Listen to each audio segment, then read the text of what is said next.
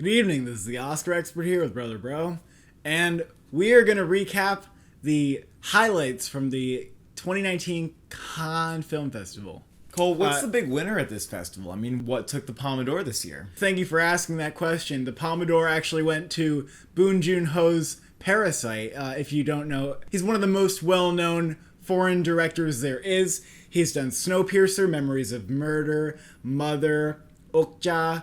But this one is, people say, is maybe his best yet. It is pleasing audiences. They're eating this movie up. It's great as a social commentary movie, dark comedy, rave reviews across the board, and audiences love it. This is a movie that you really have to look out for. It's a contender for the Oscar for Best Foreign Language Film. It's also going to be, even if you see like one or two foreign movies a year, this is probably going to be a must-see for you. You know, a lot of foreign movies are like Cold War, where they're just not like entertaining or appealing to anybody outside this very particular pretentious crowd. But this movie looks like this is probably going to be really enjoyable. We all really know what you're here for, and that is the Tarantino movie that premiered at Cannes. I mean, this is unquestionably an Oscar contender. There was really almost no doubt about it before. It was number one and on now our there's list. literally no doubt about it now. It's getting 9 nominations. Let's count them, in fact. Picture, well, I don't know if director's a lock, but like director. Screenplay, duh.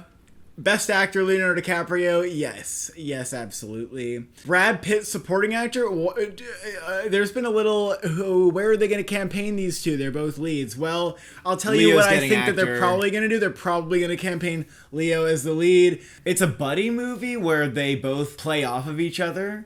I think it's kind of like Green Book, where they're obviously both the leads. Everybody's praising them in the same breath, because they're so like integral to each other's performance and the chemistry. So they're both leads. But Pitt's going to get a supporting campaign, because that's just where he's more likely to get nominated. But especially when Pitt actually, I think maybe he has a shot at winning in supporting. Maybe he has a shot at winning. Because he's never won an Oscar. He's never won an Oscar, and people say that he's win. like the standout. Like, people even say that he might even be more of a standout than Leonardo DiCaprio. And when you're in supporting and you're basically a lead, I mean, look, you mentioned Green Book, Mahershala Ali won. Cole. The Tarantino characters are always so much fun. He was fun in Inglourious Basterds. We liked him there. And we're going to like him a lot in this movie. I think he could easily take Best Supporting Actor if he gets nominated. He's the man to beat. Well, who else? Margot Robbie? Is she getting nominated? Yes, she is. A lot of people say, well, she's not in the movie that much. There was that little controversy bit. Someone called out the fact that her character doesn't speak a lot. But no. Because enough people have said that she's such a scene stealer that she can get in. I mean, if Sam Elliott can get nominated for Stars Born, Michelle Williams for Manchester by the Sea, you get performances that are in the movie not that much, but if they stand out and they have weight and presence, which this seems like people it literally does. Say she's the core of the movie. She's the soul of the film. So her character is obviously very important, even if it's not in the entire movie, if it's more concentrated in like one act of the movie. But people are just emotionally invested in that character. She's the standout female supporting lead, and supporting characters are always so fun in Tarantino. And that is a SAG Ensemble nomination, if not win. Oh, and there's so many other mentions. People highlight. Oh my god, this is a lock for SAG Ensemble. This could win SAG Ensemble. What can we get below the line here? What do Tarantino movies often get? Cinematography. Cinematography is kind of a lock at this point, I would say. Production design. Fun fact. No Tarantino movie has ever been nominated for production design, not even Inglourious Basterds. You'd think so, but it didn't happen. Why will this movie get nominated nonetheless? Because one of the biggest conversations that people have about this movie is its recreation of whatever the fuck decade in LA. People say that the Los Angeles like landscape in this movie is just immaculate. So that's gonna get cinematography and production design right there. No costumes. No costumes. It's just not going to happen, folks. This movie has an 88 on Metacritic. That is like the best story you're going to hear, because on Rotten Tomatoes, it's got a 93% 8.1 average rating. On Letterboxd, it is a 3.8 average rating. That's lower at the moment than Django Unchained and Inglourious Basterds, even though the Metascore is higher. So it's not like everybody's unanimously saying like, oh, this is Tarantino's best movie. Some people think it's like way up there for him. I'm not sure. It's kind of all over the map, I'd say. Maybe seems like people are just kind of scattered. Like, there's a big camp that really does think this is a masterpiece and one of his best.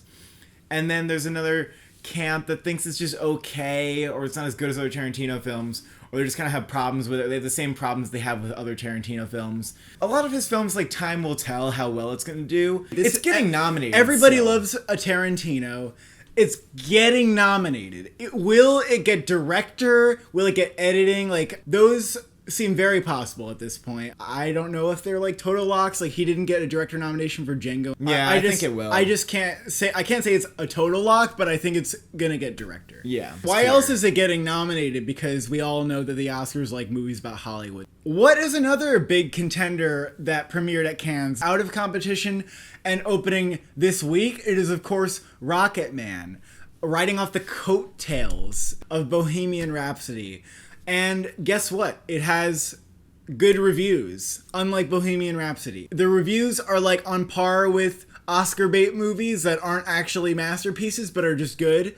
Like The Imitation Game or Theory of Everything, Darkest Hour. It's on par with movies that get nominated. But I think it's Green a lot Book. more fun. It's not a stuffy movie. It's a jukebox musical. The movie's a blast. If you think you're going to like it, you probably will. It's a little more ambitious than Bohemian Rhapsody. It's also R-rated, so they go Yeah, into like and the there's, like, debauchery gay more. sex. There's more gay stuff, which Bohemian Rhapsody got a little flack for. Elton John is going around town like ringing the bell yeah. about this movie. He's knocking on people's doors and he's handing them flyers to his new movie. They've got boots on the ground. Elton John standing next to Taron Egerton. They just like love each other. They're humping their way to the Oscar. And Taron Egerton, is he getting nominated for Best Actor? Yes. Yes, he is getting nominated for Best Actor. The buzz is that if Rami Malek can win, why can't Taron Egerton get nominated? Good question, and the answer is that he's going And people are going to be thinking he's the front runner. Just as a heads up, they're going to think he's the front runner for a while, a long, long time.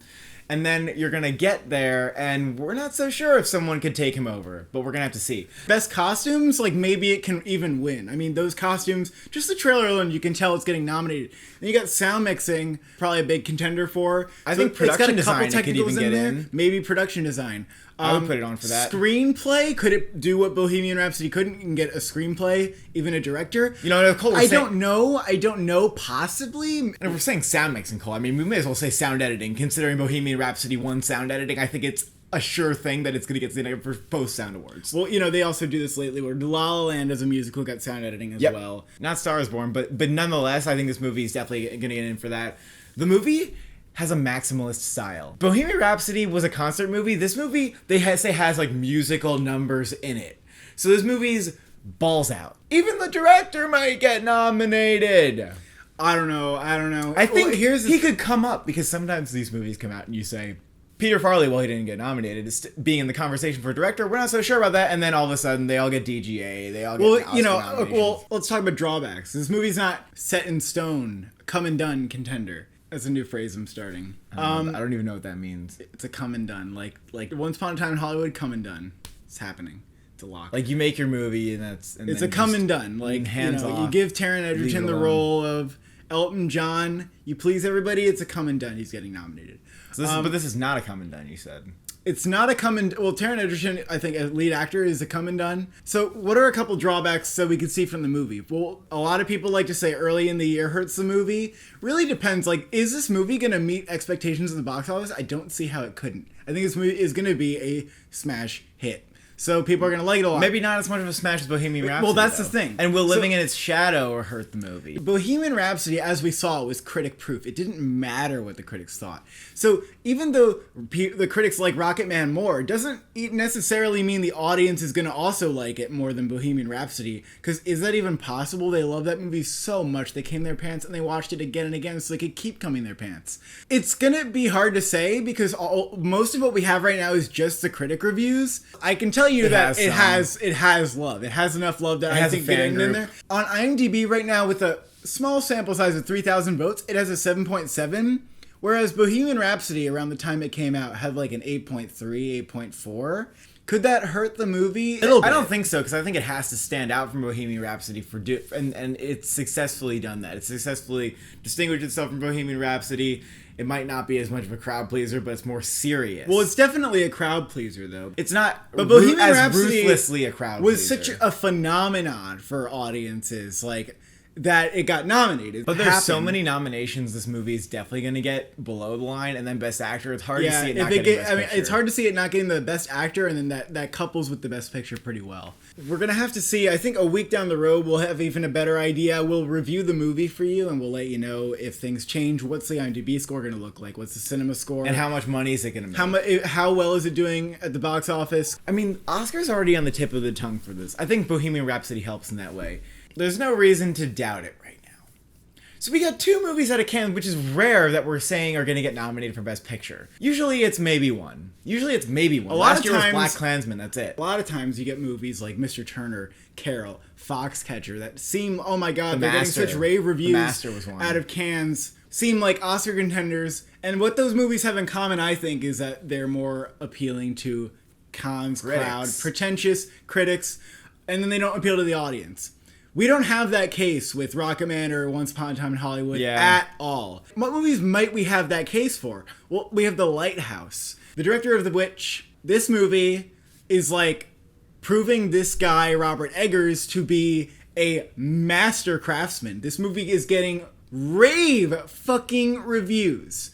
Has, I think, an 89 on Metacritic, 4.1 on Letterboxd, 97 on Rotten Tomatoes with a 9.1 average fucking rating. One of the best reviews out of the festival. Unanimous hands praise. down. This movie didn't compete. It was in the Director's Fortnight category. Nonetheless, it has overcome that, and it is turning out to be one of the most talked about films in the festival. People are comparing like the level of just like craftsmanship in this movie to like a Paul Thomas Anderson type thing. Dripping in directorial vision on a level of like pure craft. The cinematography, the direction, the writing, the dark comedy, the acting, like everything about this movie is just like dripping and like, oh yes.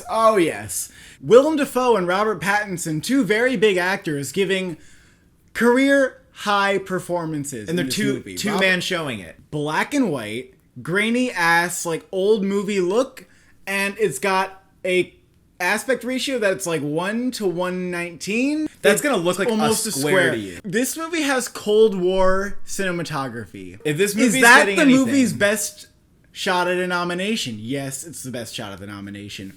However, I would say it's nearly a lock for that nomination. I feel because like of it how has much to be. I mean, they love that. People are talking about the craft so much. You'd think, oh, well, if they like the craft so much, why don't they nominate the actors? Why don't they nominate director? Why don't they nominate picture? Is this possible? Maybe a little bit, but it's looking maybe like it's a First Reformed kind of movie where it ends up making all the top 10s.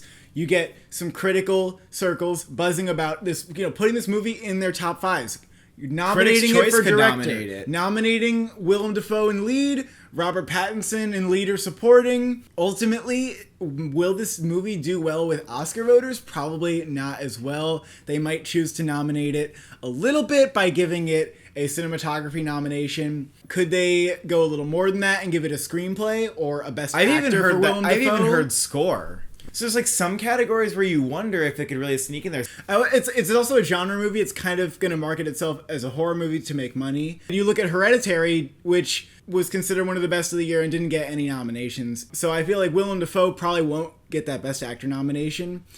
Sadly to say, and people say Robert Pattinson's equally amazing in this. Like, they're giving these titanic, gargantuan performances. People are going to think they're the best of the year, but they just the movie might not rise to the occasion in the Academy's eyes. Just might not get there. And so the actors can't get there, even though they're probably giving some of the best performances. They're probably giving Oscar-worthy performances. I don't know if this movie would get the screenplay nomination honor that like First Reformed got, because it could, I think. Because I think it's more about like the craftsmanship and the visual so sure about that, Cole. Storytelling. People say like the dialogue is a thing. It could potentially. That might be the second most. And maybe the limiting factor of it being written, taking place in a lighthouse, maybe that helps it. Could it get like a weird surprise director like Cold War did? Maybe, because if you look at surprise nominees like Bennett Miller and Paul Thomas Anderson, maybe like that. Maybe the like director's craftsmanship, director's branch. Maybe the director's branch is just like, movie. Yes, this movie. Like, we love. I mean, because the director's branch would be the kind of thing to like it. You're gonna hear about this movie at the end of the year. You can't dismiss it because it's gonna get those critics awards,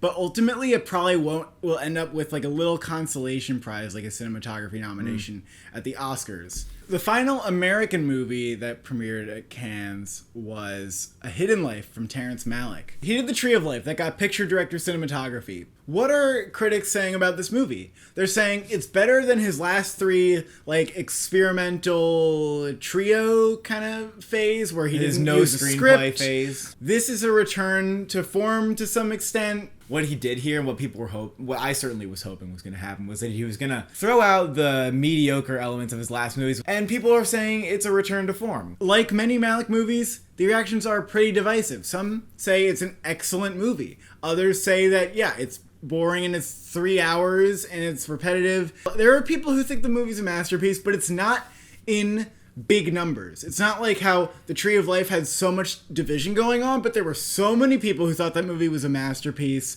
Fox Searchlight bought this movie for like 12 to 14 million. They're trying to get this movie the same level of success they had with The Tree of Life. And honestly, I don't think that was a good move because I think they're going to see this movie do bad at the box office. I imagine that it's going to do poorly.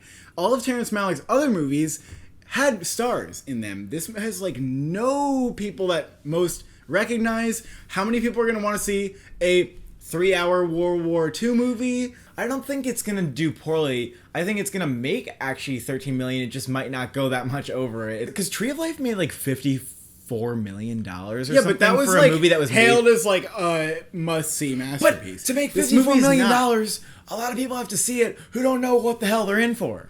Exactly, and no one's going to see a movie that doesn't have Brad Pitt in this it. movie, people might be interested to see like the conscientious objector to the Holocaust times. I really don't think that this movie is going to appeal to many who don't know who Malick is. It's definitely just the art house crowd. That's a big investment that Fox Searchlight took. They certainly expect an Oscar run for this movie. They expect it to do well at the Oscars. I think this movie's going to get a big fat goose egg at the Oscars. Mm-hmm. I think it's going to get no nominations. You might say, well, why wouldn't it get cinematography? Well, Lubezki, Malick's longtime buddy, didn't shoot it, so there's no name recognition there. People think the movie's gorgeous looking. Everyone will admit it, but for some reason, I'm not feeling that it's actually going to make. I mean, we've seen the way he does his movies. I don't think there's so much new about it. I don't think there's that much of a reason to go out of your way to nominate this movie just for cinematography.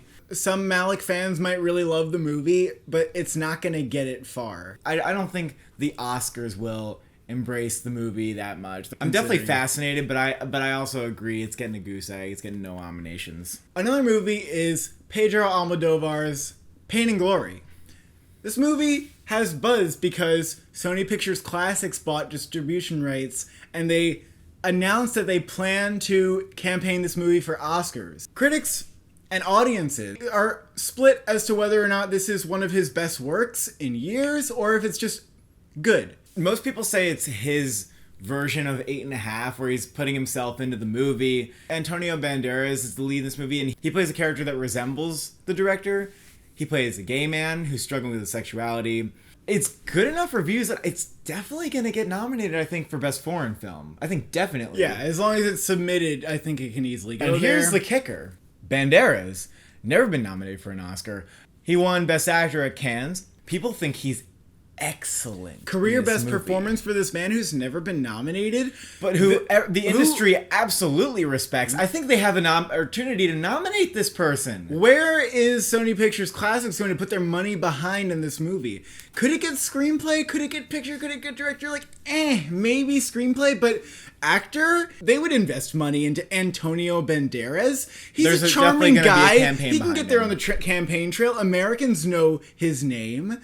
Like Penelope Cruz in Voltaire, he could get a lead actor nomination for this movie. The Academy Awards is somehow good at seeing movies that people don't really see. Like, how did enough people see at Eternity's Gate that Willem Dafoe get nominated? I don't understand that. I mean, a couple similar past nominations. You had Javier Bardem in Beautiful. You had Damien Bashir in A Better Life. That one especially. These two, Marion Cotillard in 2 Days, One Night. They'll sometimes nominate a foreign actor kind of out of nowhere. It's not uncommon that it even ends up being the sole nomination of a movie where they nominate a lead from a foreign film, even like Maria Full of Grace, they nominated that actress. I can see this being one of those times. It could be a really good year for him. Maybe he misses a Critics' Choice and a Golden Globe and still gets a SAG or an Oscar. Antonio Banderas is a real shot here. He's like, he'd be like maybe number 5 or 6. And people are going to be a little slower to catch on to him. And his buzz is going to go like this at the end of the year because you're going to think, well, this is a full category. And then all of a sudden, Ryan Gosling can't get nominated for playing Neil Armstrong who goes to the moon. And then you go, oh, well, now there's a space. And then, whoop, that's what I think is going to happen. I think it's going to get foreign film and actor. But yeah, let's get on the Banderas train. So we actually have 3 strong Best Actor contenders out of Cannes: DiCaprio, Edgerton, and Banderas. And we also have Willem Dafoe for The Lighthouse, trying to make his way in there. It's a crazy Best Actor field. Maybe the most acclaimed movie by critics out of the entire festival is Portrait of a Lady on Fire, which is the director of Girlhood and Tomboy. And this is considered like this well-crafted masterpiece where is a period drama and all the frames look like paintings. It has like a 93 on Metacritic. That and Parasite were the biggest buzzed about movies that weren't American. Maybe gets nominated for foreign film. If France submits this, yeah, it can get a foreign film nomination. I think it will get a foreign film nomination. Those are all the movies that I think have shots at Oscar nominations, wouldn't you say? There's a lot of movies in here that we think are going to get some nominations. This year, Cannes seems more abundant with films. Oh, yeah. While some of them are out of competition. A lot of stuff to talk about. Some really good stuff here. Very juicy. Which of these movies are you looking forward to the most?